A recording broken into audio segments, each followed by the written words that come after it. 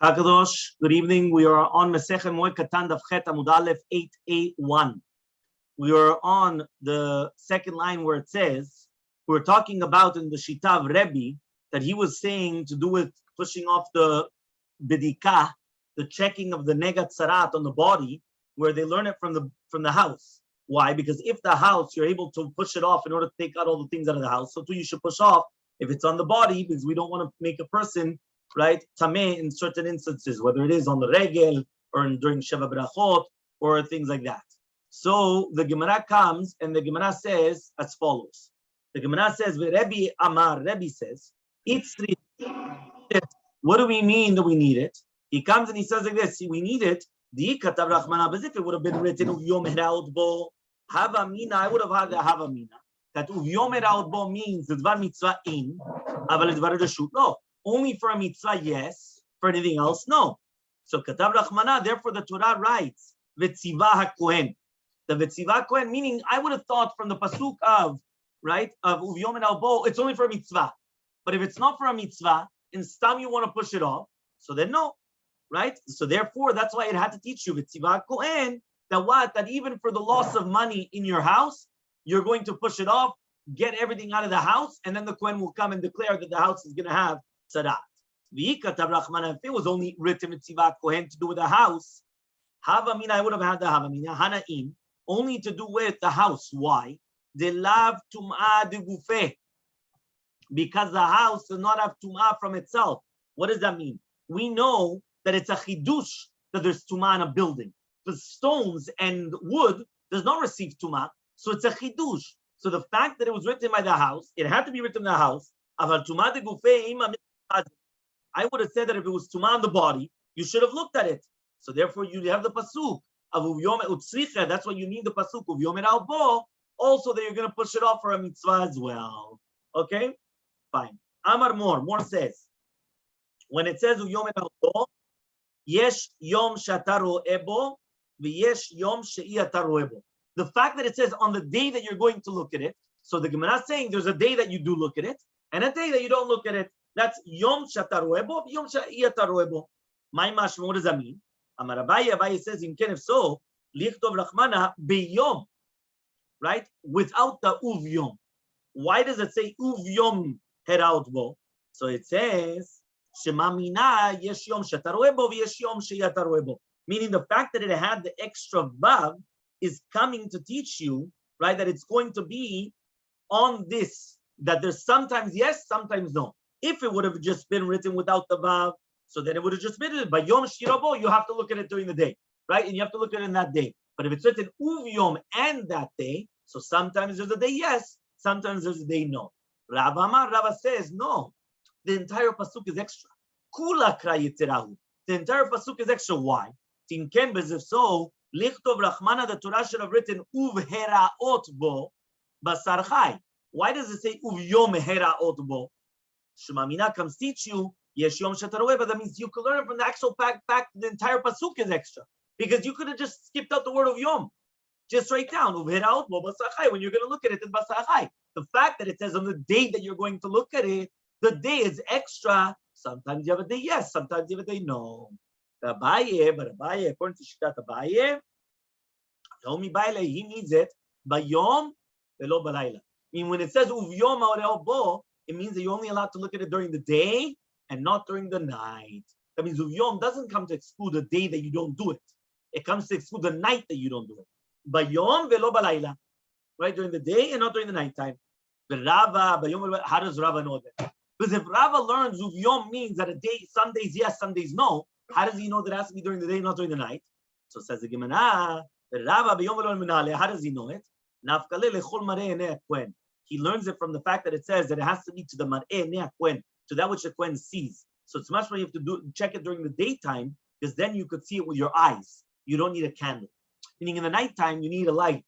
You need a candle. You can't see it with your eyes. It's too dark. Only during the day. So the fact that it says lechol mar'eh ne'ah Kohen, it means that it has to be during the day and not during the night. Ve'abaye. What does Abaye learn with that pasuk? So it says Abaye omi baile lemiyut suma be'acham enav.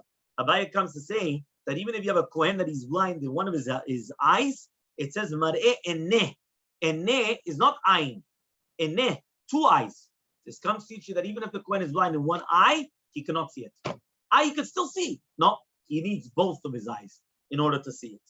Okay, says what? Rava also needs it to exclude a blind person with one eye. He says, Inachanam, you're right. You're right. That means Rava also learns from that pasuk that is coming to exclude somebody that is blind in one of his eyes. So how does he know then only during the daytime and not during the nighttime? Nafkale, he learns it from the pasuk, Kenega nidali babayit, li velo leori. When it says Kenega nidali, it appears to me, but not with my light. Meaning when you have a light, it changes. And by the way, that's natural, right? We always know that the light changes, even in the type of light. This is called daylight, which is 5,000 K, right? There's 4,000. There's warm, which is 3,000. Then there's so each one of the lights, if it's already warm, it's more yellowish. It's not white anymore, right? And each one makes a difference in the color, right? And the texture of actually what you are looking at. Okay? Over here. Abaye comes and he says, if it would have been from the pasuk to do with sarat in the house, right, that you are going to exclude the nighttime, I would have thought, say, Hanamila, when is this? Tumah de lav migufe, tumah of the house. Aval tumah de gufe, but tumah of the body. You could also check it with the light of a candle or whatever it is. That's why you need a special pasuk. That's why he needed it from that pasuk. Okay, we're going to continue now from the Mishnah. Amud Aleph. There's a Mishnah. Ve'amar Rabbi Meir, says Rabbi Meir, another kula on Chol Moed, melaket atama adam atzmot avi ve'imo, right? Mipenei shesimcha ilo. A person's allowed to take the atzamot, the bones of his father and his mother during Chol Moed, and he could take it to kivrei avotav. He could take it to the burial plot of his forefathers, because it's a simcha that he's burying his fathers or his forefathers in the place where they meant to be buried, and therefore it's not mitztaer, meaning it's a simcha for him. Imagine a person comes, they take the bones, now they're able to take it in the burial plot, or whether it's going to be an Eretz Yisrael or whatever it is, it's a simcha. So Rabbi Yosef says, Evel hulo. What does that mean, Evel hulo? Evel hulo means that it is an avelut. What does that mean, an avelut? It's something bad. So since it's something bad, you're not allowed to do that in Chol Moed, because you mean tzayed. Next, lo yorer adam al meto. If somebody passed away, whether it is a month or two before the Moed, a person cannot come and start arousing, right, in order that they should cry, and you're not allowed to do that during Chol Moed. Velo hespiden, you're also not allowed to do hespedim. Kodem la regel 30 yom, before the regel, even for 30 days. Okay, so here it says to do with the isur of lored on the met, or the isur of hesped. The Gemara is going to explain all this. Okay, so let's start. It says the Gemara, or minu, we have a contradiction. There's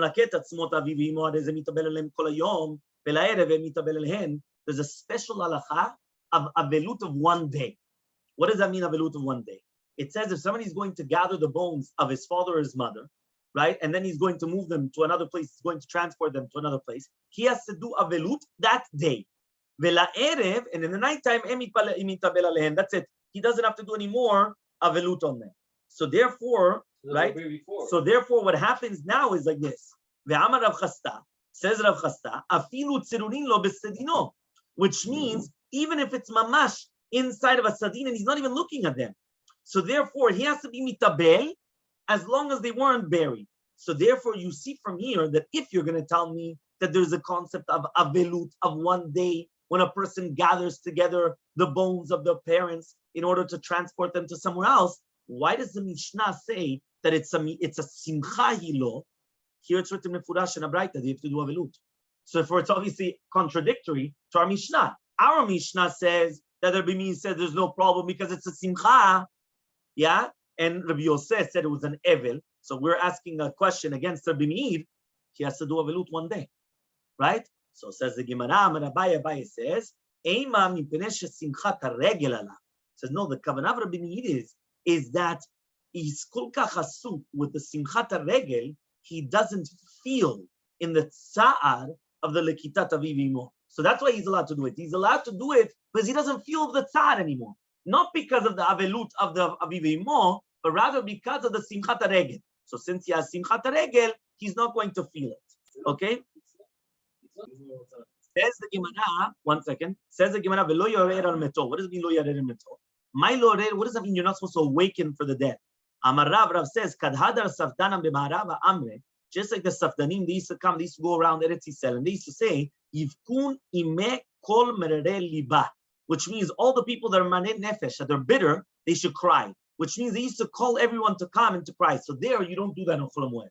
Okay, you're not allowed. You're a sasur to do it not only on Chol Moed, but even 30 days before Chol Moed, before the regel, you're not allowed to do so. Kodem regel 30 yom, says the Gemara, Ma'ishna 30 yom. Why is it 30 days before the regel? Amar Kana Amar Rav Yudah Rav says Rav Kana Rav Yudah Rav, Maaseh be'adam echad shekines ma'ot la'lo leregel. It was a story of a human being that he collected money in order to do aliyah leregel. Uva saftan ve'amad al petach beto. So he came and he was there. Untalatan ishto untanat lo. So the wife came. She took all the money and she gave it to the safdan. V'nimna ve'lo ala. So he went and he didn't do aliyah leregel. Right? So therefore they said no. Why? 30 days before, you're not allowed to do that. Why? Because they didn't want to stop, right? They didn't want to stop people doing aliyah leregel. Because then people were coming, they were collecting the money. Now they were going to give it to the safdanim, but then they would take it, right? This is because, again, the safdan is somebody that was paid in order to do hesped. Yeah, but he was paid for that. It's a job. So they would come going around and they would collecting money. So therefore, the Mekaronot also. So therefore, when they came, they would collect money on that. So now instead of him coming and doing aliyah leregel, he gave it, the wife comes, she gives it to the guy, and now that's his paycheck. So the Chachamim said no.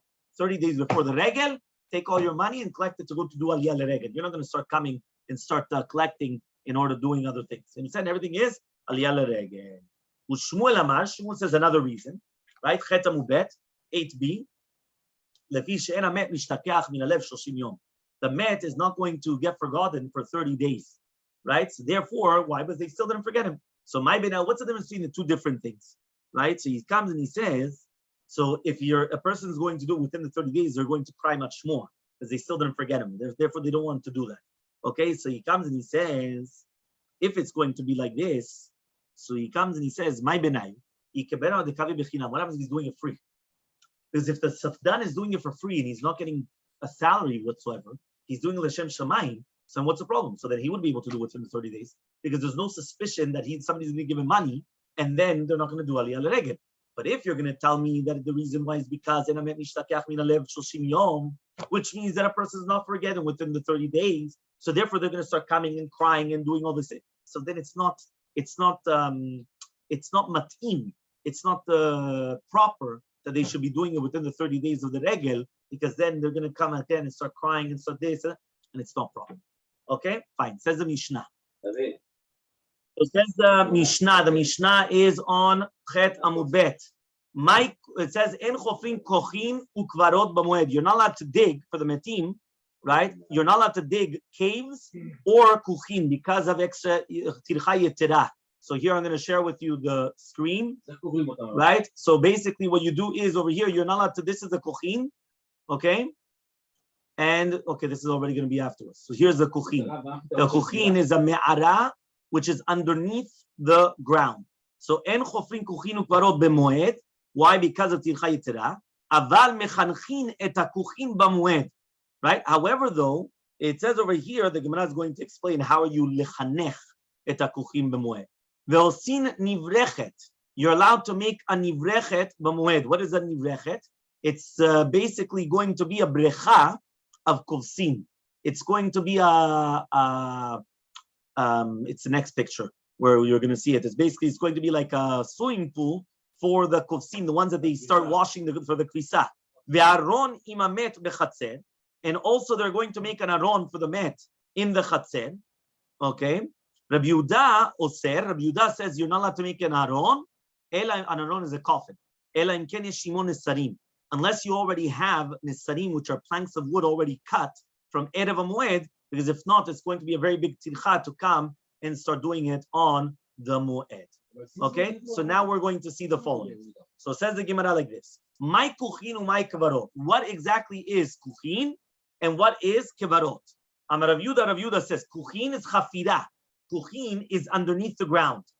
Kevarot are in a binyan me'alakar. Okay, that means it's going to be above ground. Tani Miyachi, we also learned it in the Raita. Elu in kuchim, velu in kvarot. Kuchim b'chafira, kvarot b'minyan. Okay? So therefore, what? Mazekuch. Aval mechanechin et hakuchim. What does that mean? You're allowed to be mechanech the kuchim. Keitza mechanechin. Amar Rav Yehuda says Rav Yehuda, she'im haya aroch mekatzov. If it's too long, they're going to make it shorter. How? By putting a far or an even. Okay, that's what you're allowed to do. Masechet Tana in our right that we learned, you're allowed to also make it longer and make it wider, right? Which also could happen. Okay, you're allowed to make a pool. My nivrechet, what does it mean nivrechet? Rav Yehuda says zo bakia. It's like a brechat mayim. It's a body of water. It's like a brecha, mamash like a swimming pool. So says the Gemara, ve'atanya nivrechet v'bakia. I thought it was written nivrechet and bakia, so it's two different things. It's not the same thing because we just said that nivrechet was the bakia. Here it says in right that the nivrechet and the bakia. So Abai says v'iteiman. Some people say Rav Kana giha ubar giha. What does that mean? It's a brecha gdola which they do in the chatzer, right? In order that so it's a big like swimming pool that all the shofchim go into it.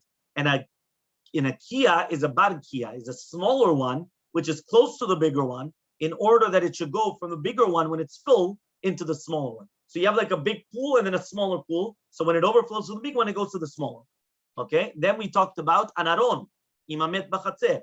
So aron imamet b'chatzer tanina lahad tanu rabbanan, we learned in the Braita osim kol tzorchei hamet. Right, you're allowed to do all tzorchei hamet on chol hamoed. Gozin lo se'aro, you're allowed to cut his hair. Mechabsin lo ksuto, you're allowed to come and to be mechabes et kisuto. You're allowed to wash the tachlichin, the shrouds. You're allowed to make it an aron. Only from planks of wood which are already cut from Erev Yom Tov. Says, or a person could actually bring planks of wood betzina privately into his chatzer and do it over there in order that there shouldn't be a problem of doing it in what? You're not allowed to get married during the moed, which means on chol moed you're not allowed to get married. Lo betulo v'lo almanot. Doesn't matter whether it's a betula or an almana. Almana means that she's a widow. Betula means that she was never married before. V'lo miyabmin. And you're not allowed to do yibum either on chol moed. Why? Because it's a simcha for him, which means that in all those things it's a simcha, which we're going to see exactly. Okay, so therefore we're going to see. Okay, and therefore it says aval machzir grushato, but he's allowed to do machzir grushato. He's allowed to take back the wife that he divorced. Meaning, if he divorced the wife, right, he could make the same mistake twice, so he could take her back, and there won't be a problem. Okay, says the Gemara, says the Mishnah, ve'osei isha tachshiteha. The Gemara is going to explain. It's a simcha, so that's why you're not allowed to do it on chol moed.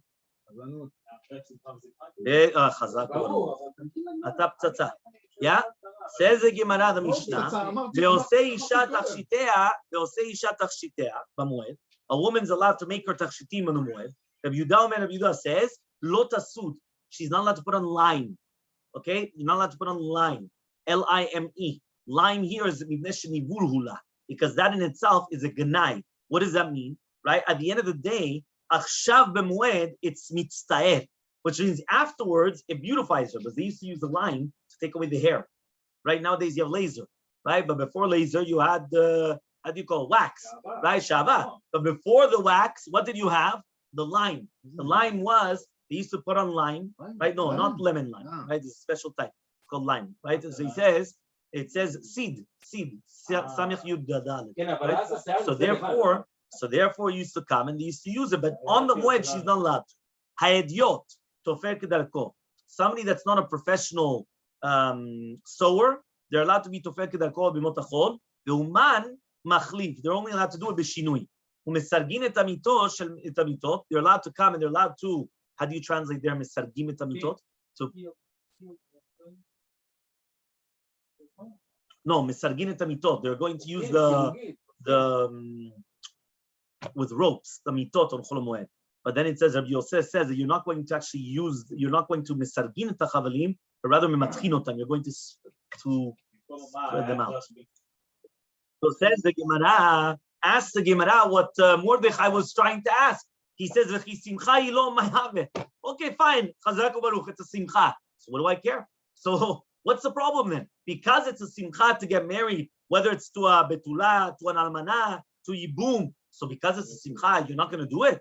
Amar Rabbi Yehuda ben Shmuel says, Rabbi Yehuda ben Shmuel, v'cherem Rabbi Elazar, Rabbi Yoshaya, v'amar Amar Rabbi Elazar, Rabbi Chanina, efi she'en me'arevin simcha besimcha. You're not allowed to mix one simcha with another simcha. There's a simcha of the moed, and there's a simcha of getting married. You're not allowed to mix it. Right? You're not allowed to. Rabbi bar Ravuna says, another answer. The first one is that we didn't want to switch. We didn't want to mix up a simcha with a simcha. Why? Because we don't do mitzvot in a bundle. And you don't do a 2-for-1. You said, no. A mitzvah is separate.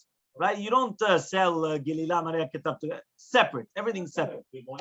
Everything live on. Very good. So he says, Rabbi bar Ravuna comes and he gives another answer. He says, you know why? He says, because you're leaving the regel and you're dealing with your wife. Meaning, here you have simchat regel. You cannot leave the simchat regel and start dealing with your wife. You have to take care of simchat regel. So therefore, you're not allowed to do that. Amar le Abaye le Rav Yosef. Says Abaye to Rav Yosef. Had the Rabbi bar Ravuna, that which we just said now of Rabbi bar Ravuna, Ta'amar Rav Daniel bar Katin Amar Rav, he says, this is Rav Huna, that this is what Rav Daniel bar Katin says in Imam Rav. Minayin shenosim lamoed nashim moed. How do we know that you're not allowed to get married to a woman in moed? Shneimar v'samachta bechagecha. Bechagecha velo b'ishtecha. It says you have to be happy with your chag, and not with your wife. So therefore, they're learning it, that the fact that it has to be, you have to be happy with the chag and not with your wife learns that you're not allowed to get married on the chag. Why? Because you have to be happy with the chag. Right? You're not supposed to be. Because a married man is not happy. What? So I couldn't hear you. Don't care about what was the question? Ula says, Mipnei Torah.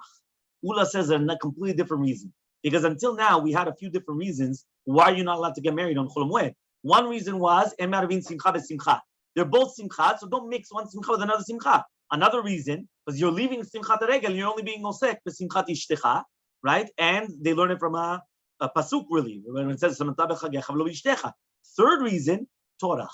Too much work. You're going to come, you're going to start preparing the wedding. Kever rosh. There's a lot of, so because of that, tircha, another reason, he says it's going to be bitul piriyav rivya. Why? Because if it was going to be permitted to come, right? If it's going to be permitted to come, right? If you're going to say that it's going to be permitted to come, to get married on Chol Moed, so then people will wait specifically for Chol Moed to get married, and therefore that's a bitul of piriyav rivya. Because people during Chol Moed you don't work anyway, right? So it's a 2-for-1. Instead of me getting married in Elul, and then I have to wait a week and I'm not allowed to work with my wife, what am I going to do? I'm going to get married in Chol Moed, and anyway I'm not working. She's not working. We don't take time off. It's perfect. It's Chol Moed, and everyone waits until Chol Moed to get married. So instead of me getting married in Elul or in Av or in Tammuz, they're gonna wait purposely for Chol Moed, and then that's bitul piriyav rivya. That is because you're not getting married right now. You're getting married 3 months later. That's bitul piriyav rivya. So that's bitul piriyav. That is the last another answer. Yes, exactly. So we're gonna wait. So the Gemara is gonna ask Meitvei kol elu shamru shasurin nisa b'moed. All these women that the Chachamim said that it's asur to get married in the Moed. For example, whether it's going to get married in Miyabem, right? All these women, mutarim nisa be'erev regel. They're allowed to get married on Erev Chag. Now you have Sheva Brachot. So the Sheva Brachot are going to be in the middle of Chol Moed. So Kasha Lekulu, you have a question then against everything that we just said above. Why? According to Shmuel, if you got married at Erev Regel, you still have a problem with Erev Simcha. Yeah? So he comes and he says, right? And according to Rabba bar Ravuna, right, that he says that also in this case, you have Simchat Regel and you're going to do Simchat Ishto and everything.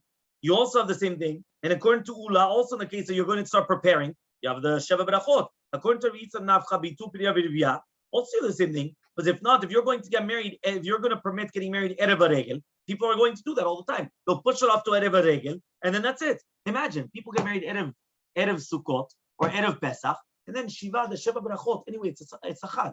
So you have one meal, another meal, and every meal you do a Sheva Brachot. Perfect. Anyway, you're not working. She's not working. Everyone has the time in the world. Beautiful. you have all the questions.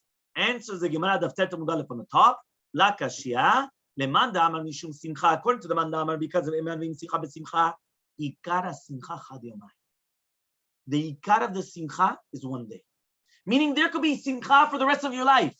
You could have every single day of your life, you have simcha. But there's the ikar of simcha. The ikar of the simcha is b'chatuna, the first day. So the first day you're not allowed to. If you got married on Erev HaRegel, then when was the ikar of the simcha? Before Chag. If it was Erev HaRegel, no problem. Right? Ikar of simcha chad yomahu. According to the man da'amar mishum tircha, ikar tircha yuchad yomahu. Listen to me.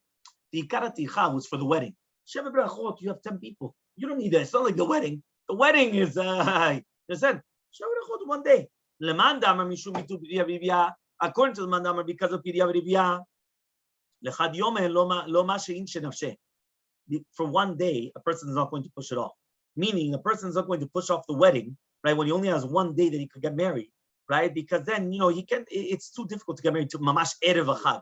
So because of that, there might be an ikuv, and then he loses it out. Then he won't be able to get married until another 2 weeks later, or whatever. So because of that, he doesn't do that.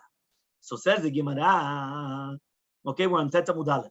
Ude'en me'arevin